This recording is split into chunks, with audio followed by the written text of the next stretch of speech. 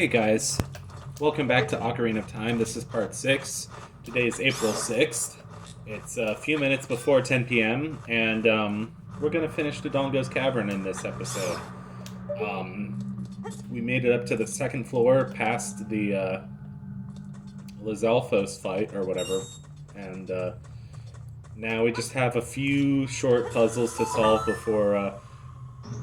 Oh, weird camera angle.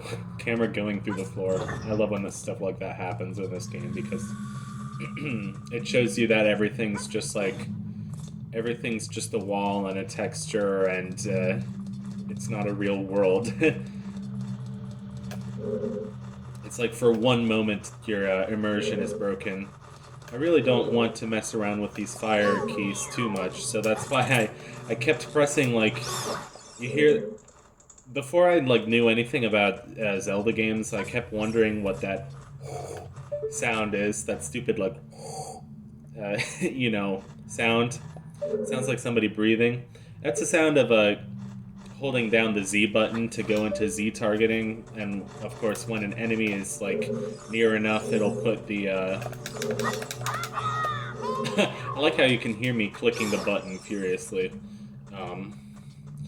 Anyway, I promise I'll go back to live commentary, because live commentary is better, but not necessarily, so...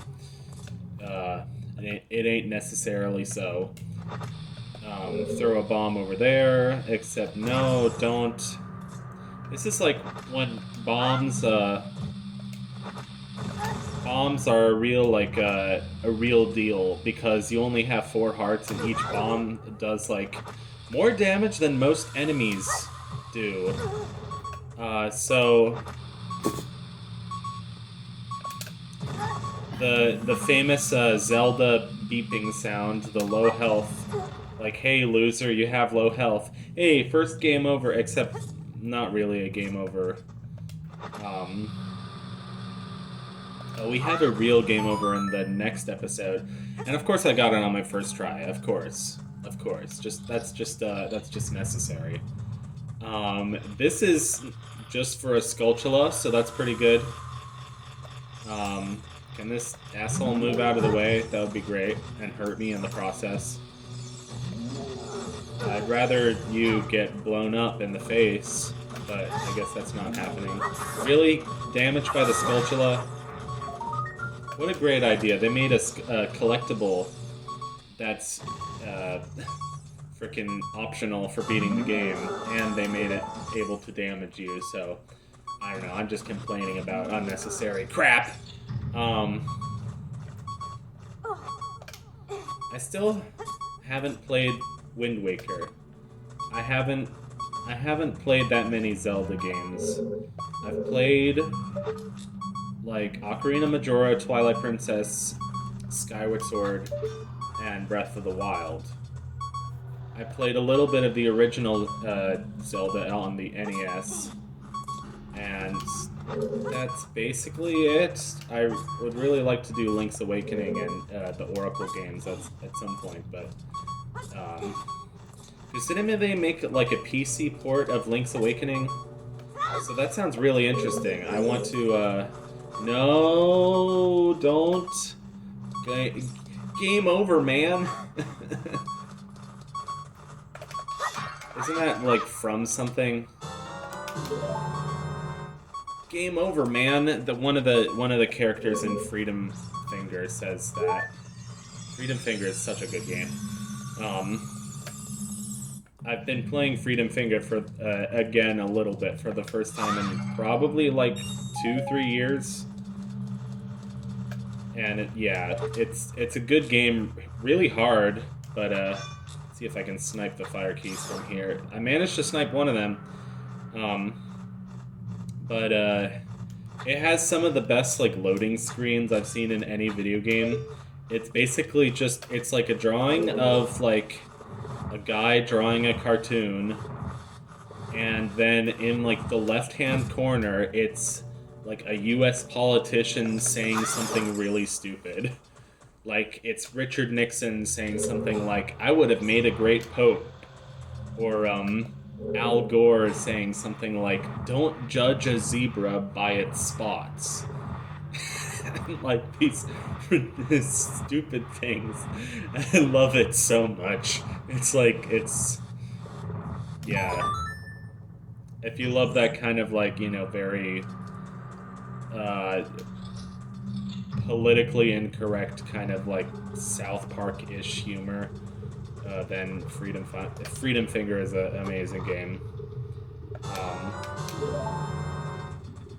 So now apparently the boss room isn't even on the map. So here we go. Here's the boss room. We fall into this big cave, and the big dinosaur man is stomping towards us.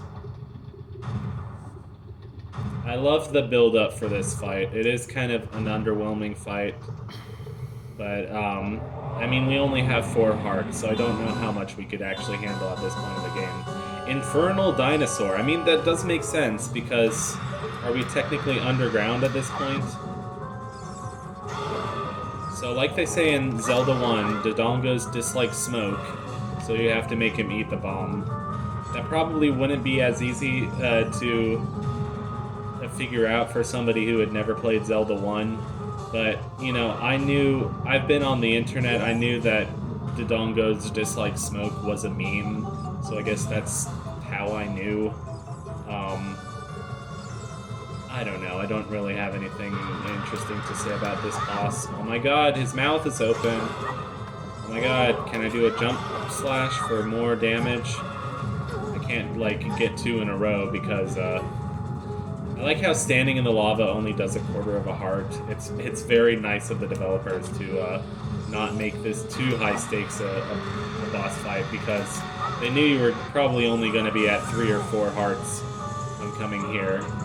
It's like the rest of the actual dungeon is like more of a hazard than this actual boss fight. The boss fight is relatively low stakes. So, I just watched Nitro Rad's video on Star Tropics, the game that made me love video games, and, the game that made him love video games, not me, just so that's clear. That's the name of the video. Which is really cool. Like, Nitro Rad is one of my, biggest inspirations, full stop, and, he made it as, a 10-year anniversary of his channel, and his very first video on the channel was a video about Star Tropics for the NES. A game which I still know nothing about. I mean, besides watching the video, I know something about it, but I really want to do a video like that. I don't know whether to post it on my, quote-unquote real-life channel, which I have another channel besides this that actually has more subscribers, or to this channel, because this channel is just focused on video games, where the other channel is focused on other stuff, like music and stuff. So I post a video on talking about different video games, what was the video game that made me love video games, and I'll probably answer that question in another video. But it's an interesting question to ponder. It's so disturbing. His skin burns and turns to ash. And for some reason the lava cools off. And you can see all his teeth. You can see all the smoke, you can see all his teeth. You can see his skin is horribly ashy. It's a very weird texture for the N64. It's a very weird and offsetting texture, off-putting texture on purpose. I don't know, it's just cool. I like just how, not many games do that, where you can, look at a boss's corpse, or, an enemy's corpse after defeating it, and be like, oh my god, it looks so horrible. And I did that. I mean, I had to do it because the game made me, but...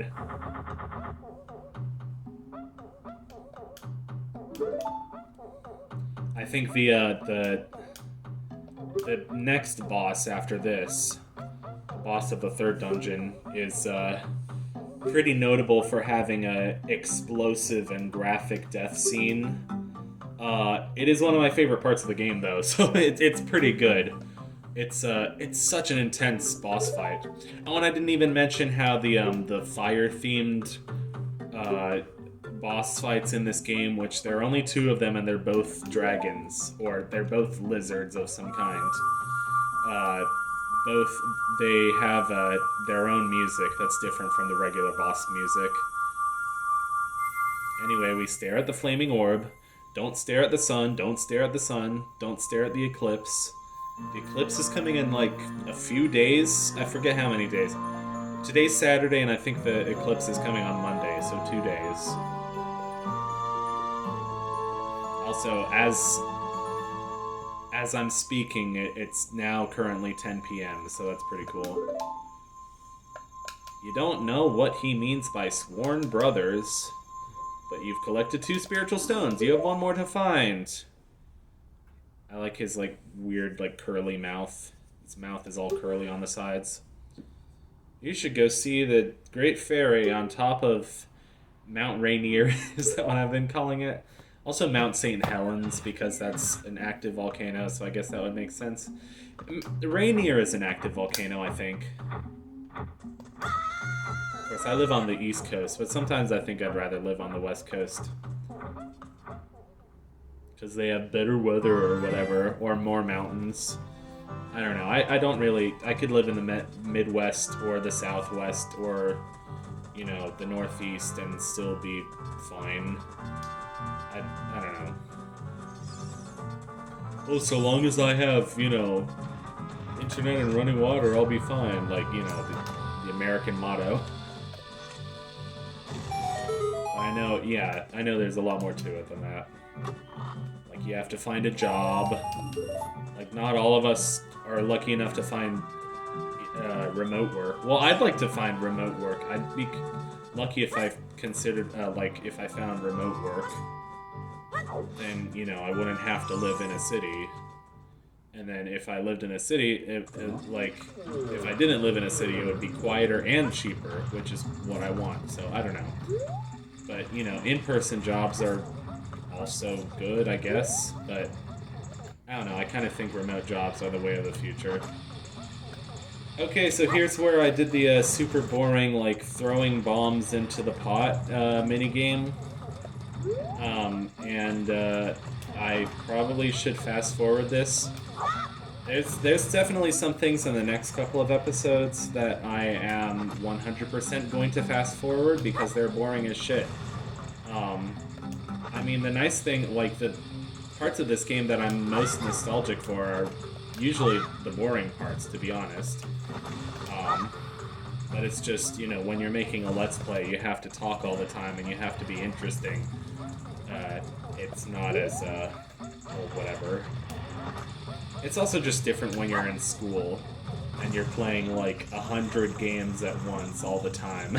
I mean, that's an exaggeration, but that's more like what I'm doing. I, you know, have so many games and I'm trying to form opinions on many different games, and I'm, you know, learning about, like, weird, obscure games because it's fun for me, and, you know... Anyway. But yeah, this was just kind of one of those things where, like, you know, on summer mornings I didn't have school, I would, you know, just mess around in this game, just, trying to get the different pieces of heart, you know, looking up on the internet, looking up the walkthroughs of where all the different pieces of heart were. You know, and doing the same thing for Majora and Twilight Princess and all those things. It was really just a wonderful escape from the real world. It was, you know, I'd rather be in the world of Zelda than in my real world.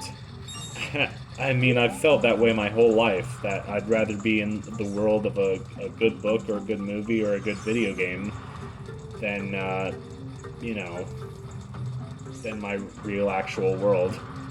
So, whatever.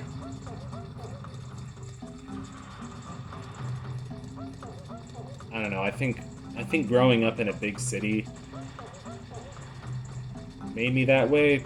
I don't know. everybody thinks big cities are so exciting to like live in, but I was born and raised in a big city, and I don't know, I just thought it was loud and crowded and noisy, and I would rather be at home relaxing playing a video game or reading a book, you know, because I like there's a lot of like Nintendo kids who kind of grew up playing video games.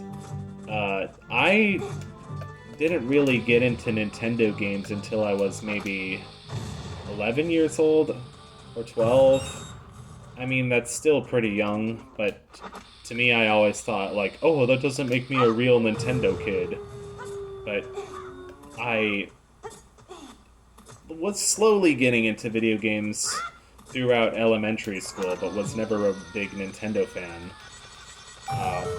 And even throughout elementary school, like, I was a very smart kid, and I always thought I was more interested in, like, books and music and movies than video games. And the only video games I really knew were, like, you know, like the computer games that I grew up playing, and, like, Endless Ocean and Wii Music, and maybe a few others. And then once I started middle school is when I really got into, like, watching Let's Plays and the Mario and Zelda and Kirby series and Banjo-Kazooie and these other things. And of course, it made it even harder for me to make friends at school because they're like, what, you play Zelda? That's so weird. I'm playing Halo and Call of Duty and these other things, and it's like, oh. And meanwhile, the girls were like, oh yeah, all boys play Halo and Call of Duty, right? It was just annoying. Like, even now I'm in, like, graduate school, and it's still like that. It's just really annoying. I guess my parents were never, like, big on video games, so they discouraged me from playing, like, violent video games, basically. And I'm still kind of glad for that, but, like, it makes me like, oh my god, all these other kids are playing, like, you know, the newest PlayStation, or, like, you know, people my age, adults. I don't know, this tangent is going nowhere, so it was probably a fine tangent, but it was stupid. I'm just gonna stop there. Hello, Mr. Owl. Owl spelled W-O-L, wall. It's a reference to Winnie the Pooh, get with the times. Cottlestone, or Cottleston. No, it's Cottleston, not Cottlestone. But anyway, Cottleston pie. A fly can't bird, but a bird can fly. Ask me a riddle and I reply. Cottleston pie. Anyway, that's a poem from Winnie the Pooh. If you try to look up Cottleston Pie lyrics on the internet, though, it doesn't realize that it's from Winnie the Pooh. It just thinks it's from The Muppet Show. So, but The Muppet Show is also good. Like, I've been busy doing so much stuff, but, like, my dream, like, once school is over, of course, and it's almost May, so school will almost be over, I just want to binge old episodes of The Muppet Show. That sounds like a good time. Welcome, dude, I am the Great Fairy of Power.